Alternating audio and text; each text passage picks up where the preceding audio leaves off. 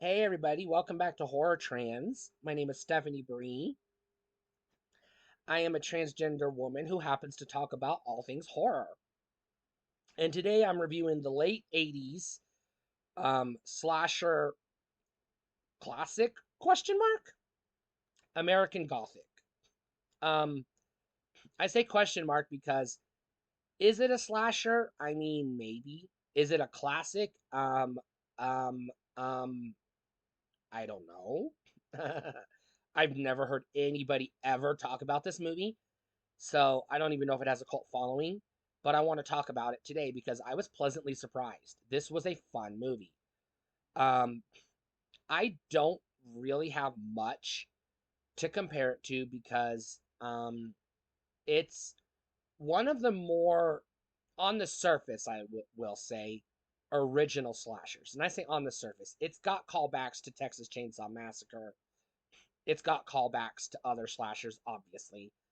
But basically, unlike your typical slasher where it's a group of teenagers or college students going to the lake and getting murdered by somebody, instead, and I'm going to spoil it a little tiny bit, but not too much.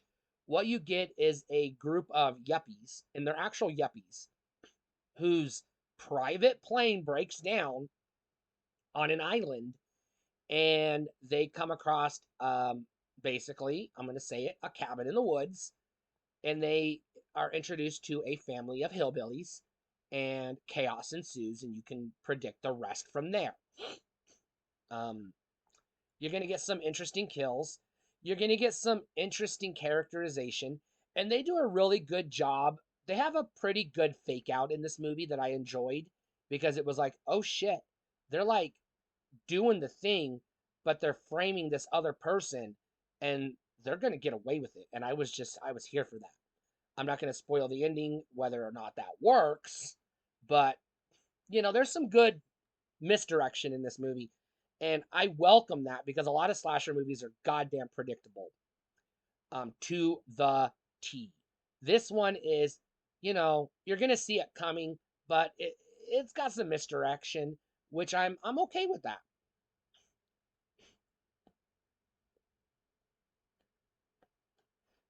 It does have, like I said, callbacks, we'll say, references to other slashers that came before it. Because this is the late 80s, this is at the peak of the slasher period where they were running out of ideas, and you can tell. Um, Jason hasn't gone to Canada yet, um, but we're getting there. But anyways, yeah, this is just before everybody jumps the shark and goes to space. Just before that happens. We're not there yet, but this is the end of the line of the great 80s slashers. But I would put this one as middle of the road. It's better than some, not as good as others. It's really good. It's a fun time. It's worth a watch. And I'm going to rate this one a buy because I think it's just different and unique and interesting enough that when you do remember to check it out, you're going to be like, oh shit, I forgot about American Gothic.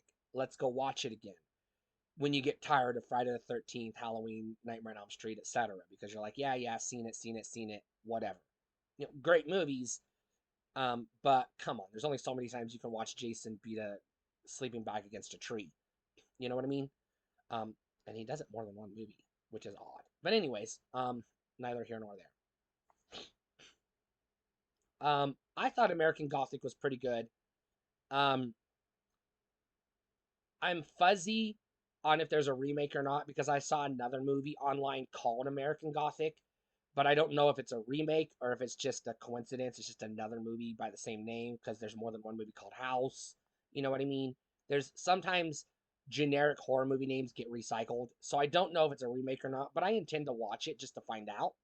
So I'll definitely talk about that someday. But the 1980s American Gothic, definitely worth it. You've seen the poster. If you've ever been in a mom and pop video rental store in the 80s, you saw the VHS cover. If you've ever been browsing Shutter or Tubi late at night, you've seen the poster. And I'm going to go ahead and tell you right now, this one's worth a watch. Definitely. This is a good movie. I enjoyed it. I'm going to watch it again.